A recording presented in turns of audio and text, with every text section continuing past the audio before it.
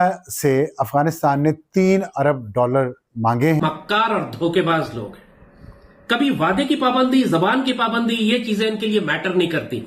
Honour of a मोमिन, एक मुसलमान की गैरत, उसकी जबान, उसकी पासदारी, ये सब चीज अफगान नहीं जानता है। अफगानी पठान के बच्चे हैं, ये पाकिस्तानियों की तरह ये झूठे मक्कार नहीं है जो अल्लाह की झूठी कसम खाते हैं हर रोज। जो $3 अरब अफगानिस्तान ने मांगे हैं इंडिया से, वो इसलिए मांगे हैं कि अफगानिस्तान ये चाहता है कि वो 3 डैम बनाए। आप अपनी गलियों में लाशें उठा रहे होंगे थोड़े दिनों में। अफगान तालिबान किसी सूरत में अब रुकने वाले नहीं है। जहन्नुम के कुत्तों को वो पूरी तरह लॉन्च करेंगे पाकिस्तान के अंदर। हर शहर में हमारे 10, 20, 50 सुसाइड बॉम्बर्स को लाके बिठाएंगे वो। इन रिटर्न इंडिया ने क्या मांगा है?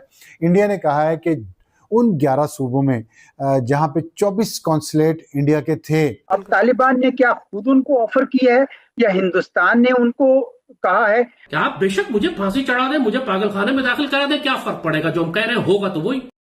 जय हिंद, आप सभी का स्वागत है रियल भारत टीवी में। आप सभी को दिवाली की हार्दिक शुभकामनाएं। दिवाली का अवसर है तो एक नई खबर और बहुत अच्छी खबर तो आपको देनी ही थी।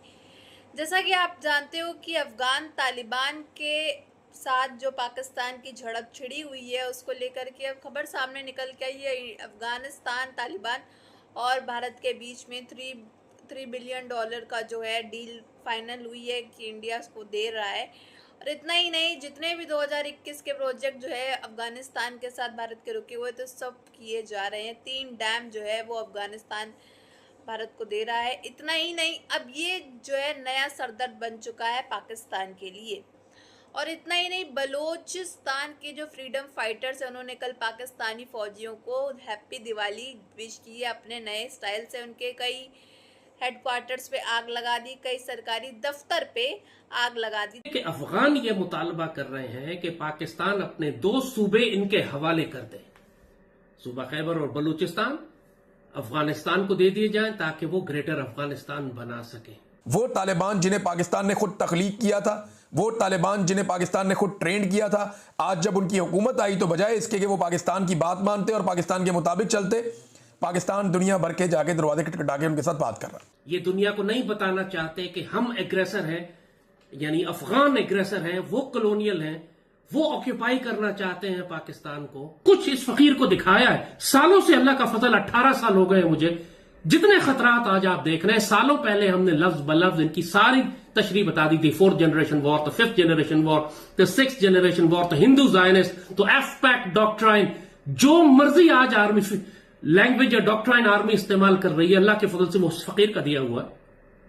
आज भी वही एग्जैक्टली जो कुछ हम कहते रहे कि अंदर जाकर मारो इनको वहां पर, और टीटीपी के साथ ये सलूक करो कि शरीयत नाफिज करो, हाथ और पांव उनके मुखालिफ सिमतों से काट कर सूली चढ़ाओ। अगर मैं कुरान की आयत पढ़ता हूं तो ये पीटीआई वाले कहते हैं कि जी दहशतगर्द है, मुतशद्दिद। तो फैज का साथी है ना, कोलैबोरेटर है, उसने भी तो वही ट्रीजन की है जो फैज कर रहा है। तो इमरान को आप लीगली, कानूनी तौर पर कोर्ट मार्शल करें, फौजी अदालत में लेकर आए, मुकदमा करें इसके ऊपर। और ये कोई मैं फौज के लिफाफे की वजह से नहीं कह रहा हूं। इंडिया से अफगानिस्तान ने $3 अरब मांगे हैं और उसके इन रिटर्न दैट जो $3 अरब अफगानिस्तान ने मांगे हैं इंडिया से, वो इसलिए मांगे हैं कि अफगानिस्तान ये चाहता है कि वो 3 डैम बनाए और पाकिस्तान के साथ इंडस वाटर ट्रीटी उसने उसको विदहोल्ड कर लिया है, उस पर अमल नहीं कर रहा।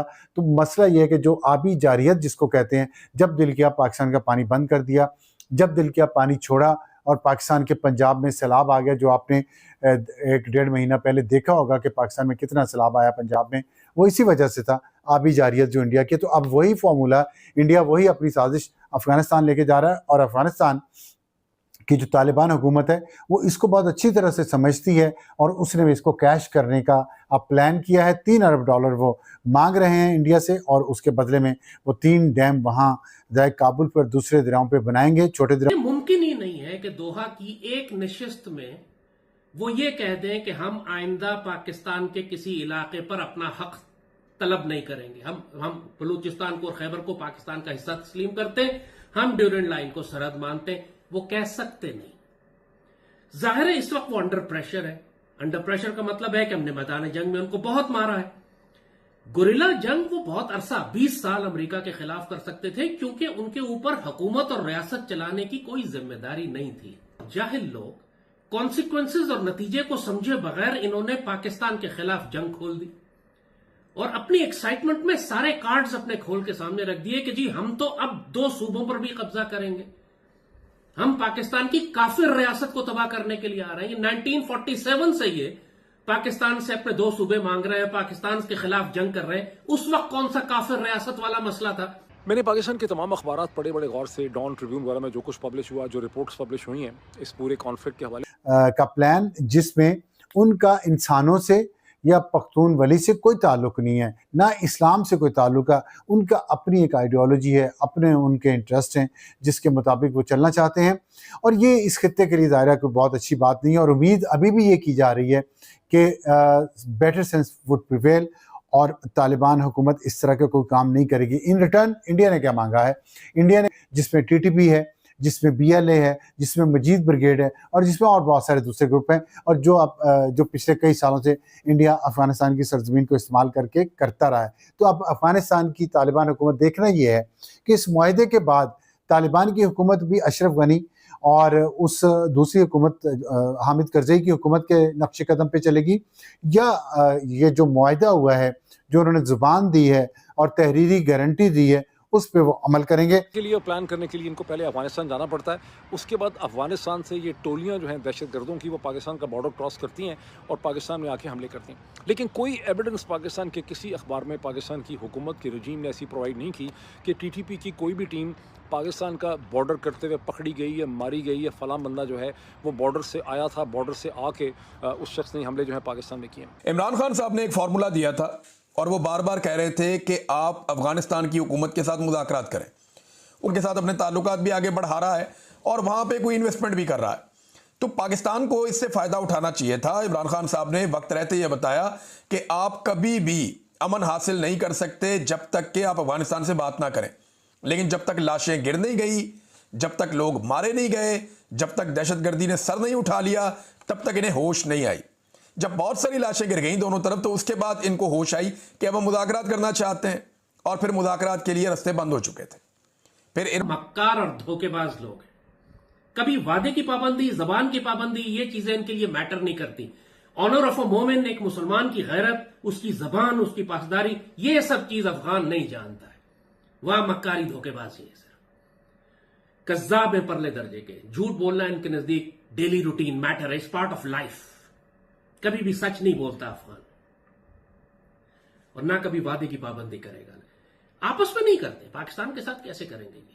एएनपी की वजह से, एमल वली खान की वजह से, मारंगलांगो की वजह से, और टीटीपी की वजह से, और अफगान तालिबान की वजह से। आज आपको लगता है मैं सख्त बात कर रहा हूं, लेकिन जब आप लाशें उठा रहे होंगे पूरे पाकिस्तान में, आपको याद आएगा कि एक पागल लाल टोपी वाला बाबा कह रहा था, आपको वार्न कर रहा था कि गद्दारों और दहशतगर्दों को वक्त आने से पहले खत्म कर दो। पाकिस्तानियों का खत्म होना पूरी तरह से तय है, क्योंकि हर चारों ओर से, हर तरफ से आप कह लो, वो बजाए जा रहे हैं। चाहे वो टीटीपी हो, बलूचिस्तान फ्रीडम फाइटर्स हो गए, और अब तो केपीके में टीटीपी बवाल मचा रही है। और इतना ही नहीं, अफगान तालिबान इनके यहाँ अटैक पर अटैक कर रही है। अब भारत से ये दुश्मनी लेकर के ही बैठे। तो चारों तरफ से इस समय बेसिकली ये फंसे हुए हैं, और इन्होंने चारों तरफ से अपने ऊपर परेशानी जो है वो मोड़ ले ली है, जिसके बाद से पाकिस्तान को काफ़ी ज़्यादा दिक्कतों का सामना करने पड़ेगा। अब अफगान तालिबान को लेकर के कैसे आप देख रहे हो कि जैद हामिद यानी कि लाल टोपी ने किस तरह से वो बयान दिए हैं कि पागल खाना है ये वो, और मोमिन होकर के भी एक जबान पे नहीं रहता अफगान तालिबान। ऑफ कोर्स पाकिस्तान का ही साइड लेगा लाल टोपी। इसको पागल खाने में एडमिट कराने की काफ़ी ज़्यादा जो है आवश्यकता दिखाई दे रही है। आपने देखा होगा कैसे ये बयानात देता फिर रहा है पाकिस्तान के सपोर्ट के लिए।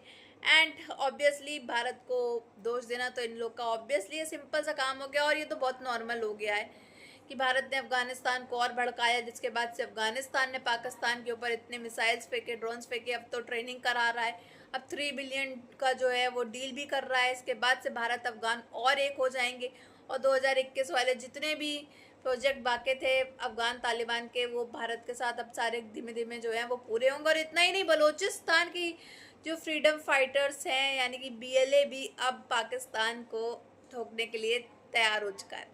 कल बीएलए ने इनको हैप्पी दिवाली विश किया है अपने नए अंदाज में। आपको खबर पहुंची हो तो या नहीं पहुंची हो तो मैं बता देती हूँ। कल बलूचिस्तान फ्रीडम फाइटर्स ने पाकिस्तान की फौजियों को हैप्पी दिवाली विश की अपने अंदाजे में, अपने अकॉर्डिंग, यानी कि उनके कई हेडक्वार्टर्स में आग लगा दी, सरकारी दफ्तर में आग लगा दी। तो ये एक और नई मुसीबत जो है पाकिस्तान के सर के ऊपर आ खड़ी है।